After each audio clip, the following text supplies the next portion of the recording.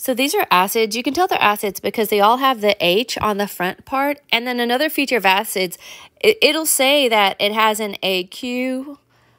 Or you should know that if the word acid is used, you automatically throw an AQ on every one of them. But if you have the formula, it'll come with AQ on it.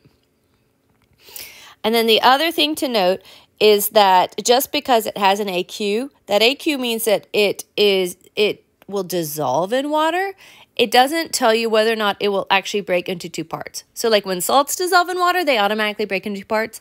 Acids like this, that's not necessarily true. So we just are going to look at this column, and there's a really easy rule of thumb for this. These are the ones that do break apart and everything else doesn't. So you'll notice right here, my chlorine, it falls into this category over here. So these ones, when you write them, they would be written as H plus and Cl minus in water with the AQs with them. And then let's try to find another one that's in this NO3.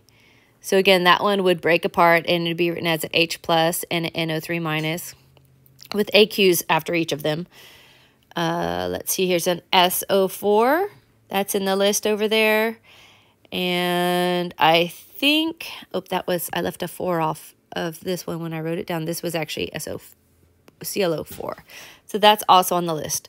So that would break apart, and this would break apart into 2 H pluses and SO4, 2 minus, and then H plus and ClO4 minus. And again, all of those would have that AQ labeling following after them.